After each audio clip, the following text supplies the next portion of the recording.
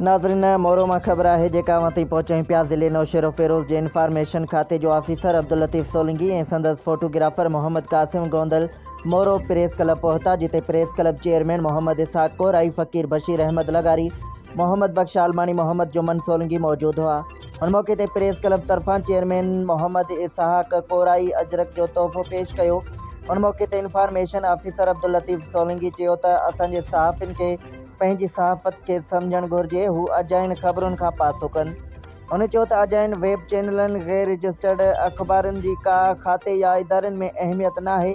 Professional सहाफ़ी पंहिंजी सहाफ़त अमल में सुठो किरदारु अदा कनि त जीअं मुआशरे में सुठो सहाफ़ी हुजण जो लक़ब हासिल थी सघे, छाकाणि त सहाफ़ी हिन मुआशरे जी अखि जेको हर ग़रीब, मिसकीन, पोरियत, मज़दूर, मज़लूम तबिके जो सघारो आवाज़ बुलंद करे थो।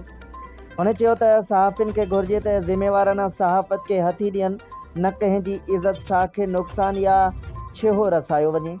मुल्की सूरत हाल ते पिणु नज़र रखणु घुरिजे। हुन चयो त जेके प्रेस क्लबूं आहिनि उन्हनि में कमु कंदड़ सहाफ़ी बीमार थियनि था त असांजो खातो हर मुमकिन सहकार करे पियो। असांजो इंफॉर्मेशन खातो हर वक़्तु ख़िदमत लाइ हाज़िर आहे। हुन चयो त ज़िले जे समूरनि प्रेस क्लबनि जे सहाफ़िन भाइरनि सां गॾिजाणियूं करे रहिया आहियूं, जंहिंजो मक़सदु हिक ॿिए सां गॾिजी हलणु आहे।